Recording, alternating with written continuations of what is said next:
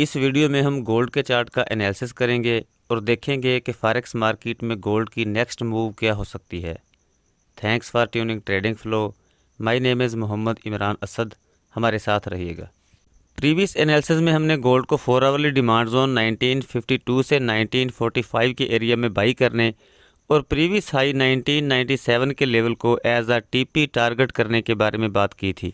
इसके बाद मार्केट 1964 के लेवल पर डाउनसाइड को चेंज ऑफ करेक्टर करने के बाद 1953.6 के लेवल तक ड्रॉप हुई और फिर ग्राफ पर अल्ट्रा हाई वॉल्यूम के साथ bullish engulfing candle and then again ultra high volume के साथ स्पिनिंग टॉप कैंडल प्रिंट हुई और मार्केट ने अगेन 1982.8 के लेवल पर अपसाइड को चेंज ऑफ करेक्टर कर दिया और फिर ग्राफ पर सेलिंग क्लाइमैक्स कैंडल प्रिंट हुई और मार्केट डिमांड जोन को रिटेस्ट करने के बाद लास्ट वीक 2006 के लेवल पर क्लोज हुई। गो मार्केट ने हमारे अंदाजे के मुताबिक हाईलाइट किए गए डिमांड जोन को एग्जैक्ट रिटेस्ट नहीं किया, लेकिन 1 आवरली टाइम फ्रेम में आप देखें कि किस तरह मार्केट ने अल्ट्रा हाई वॉल्यूम के साथ डाउनसाइड से रिजेक्शन के बाद पहले अपसाइड को चेंज ऑफ करेक्टर किया है और फिर डिमांड जोन को रिटेस्ट करने के बाद मार्केट 2009.5 के लेवल तक जा पहुंची। गोल्ड के 4 आवरली ग्राफ पर दूसरी चीज़ नोट करने वाली ये भी है कि मार्केट ने 1964 के लेवल पर डाउनसाइड को as a weak change of character किया है। मार्केट ने 1964 के लेवल के नीचे बॉडी क्लोजिंग नहीं दी, जो कि मार्केट मूवर्स की तरफ से सेलर्स की इंड्यूसमेंट के लिए लिक्विडिटी ग्रैब की गर्ज से एक फेक मूव थी। और इसके अलावा प्रीवियस वीडियो में 15 मिनट टाइम फ्रेम में हमने मार्केट के हाई मोमेंटम के साथ अपसाइड को चेंज ऑफ करेक्टर की सूरत में गोल्ड को बाई करने, जबकि डाउनसाइड को ब्रेक ऑफ स्ट्रक्चर की सूरत में सेल करने और 1955 के लेवल को एज अ टीपी टारगेट करने के बारे में बात की थी। इसके बाद मार्केट ने पहले डाउनसाइड को ब्रेक ऑफ स्ट्रक्चर किया है और फिर सप्लाई जोन को रिटेस्ट करने के बाद मार्केट ड्रॉप हुई और 1953.6 के लेवल तक जा पहुंची। इस तरह 15 मिनट टाइम फ्रेम के मुताबिक भी मार्केट ने हमारी प्रिडिक्शन के मुताबिक टीपी को हिट किया है।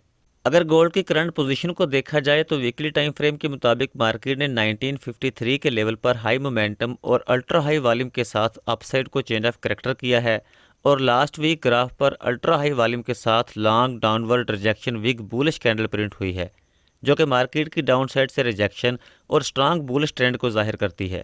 डेली टाइम फ्रेम के मुताबिक ग्राफ पर high momentum bullish candle print हुई है और मार्केट ने 1997 के लेवल पर अपसाइड को ब्रेक ऑफ स्ट्रक्चर किया है, जबकि 1953.6 का लेवल डेली टाइम फ्रेम के मुताबिक गोल्ड का स्विंग लो है। डेली टाइम फ्रेम के मुताबिक मार्केट की अप मूव के दौरान वॉल्यूम स्प्रेड एनालिसिस में डाइवर्जेंस भी देखी जा सकती है। ग्राफ पर प्रिंट आखिरी 2 कैंडल्स का वॉल्यूम बिल्कुल बराबर है, जबकि मोमेंटम के हिसाब से ग्राफ पर प्रिंट लास्ट बुलिश कैंडल का वॉल्यूम प्रीवियस कैंडल की निस्बत ज़्यादा होना चाहिए था। 4 आवरली टाइम फ्रेम में गोल्ड की मार्केट ने 1882.8 के लेवल पर अपसाइड को पहले अपने इंटरनल स्ट्रक्चर को ब्रेक किया है। इसके बाद डिमांड जोन को रिटेस्ट करने के बाद ग्राफ पर अल्ट्रा हाई वॉल्यूम के साथ बुलिश इंगल्फिंग कैंडल प्रिंट हुई और 1997 के लेवल पर मार्केट अपने एक्सटर्नल स्ट्रक्चर को ब्रेक करने के बाद 2009.5 के लेवल तक जा पहुंची। नो डाउट मार्केट ने हाई मोमेंटम बुलिश कैंडल के साथ अपसाइड को ब्रेक ऑफ स्ट्रक्चर किया है, लेकिन मार्केट की अप मूव के दौरान ग्राफ पर वाज़ेह तौर पर वॉल्यूम स्प्रेड एनालिसिस में डाइवर्जेंस देखी जा सकती है, जो कि मार्केट के पुल बैक का साइन हो सकता है। 4 आवरली टाइम फ्रेम के मुताबिक 1987 से 1977 का एरिया गोल्ड का डिमांड जोन है, इसलिए बेहतर यही है कि मार्केट के पुल बैक का वेट किया जाए और डिमांड जोन में गोल्ड को बाई करके प्रीवियस हाई तक गोल्ड की अप मूव को कैच किया जा सकता है। 15 मिनट टाइम फ्रेम के मुताबिक मार्केट ने पहले 1986 के लेवल पर अपसाइड को चेंज ऑफ करेक्टर किया है। इसके बाद फिर मार्केट डिमांड जोन को रिटेस्ट किए बगैर 1990 के लेवल पर अपने मेजर हाई को ब्रेक करने के बाद 2009 के लेवल तक जा पहुंची। 15 मिनट टाइम फ्रेम के मुताबिक भी हम मार्केट के डिमांड जोन में रिटेस्ट की सूरत में गोल्ड को बाई करेंगे और प्रीवियस हाई यानी कि 2009 के लेवल को एज अ टीपी टारगेट करेंगे और इसके अलावा लोअर टाइम फ्रेम में गोल्ड के डाउन साइड को चेंज ऑफ करेक्टर की सूरत में 1987 से 1980 के लेवल तक गोल्ड की डाउन मूव को भी कैच किया जा सकता है। लेकिन गोल्ड की मार्केट का दूसरा सिनेरियो ये भी है कि मार्केट इसी लेवल से या फिर सिर्फ 38 से 50% के लेवल तक पुल बैक लेने के बाद भी अप जा सकती है। इसलिए लोअर टाइम फ्रेम में मार्केट ट्रेंड को फॉलो करते हुए 2030 से 2070 तक गोल्ड की अप मूव को कैच किया जा सकता है।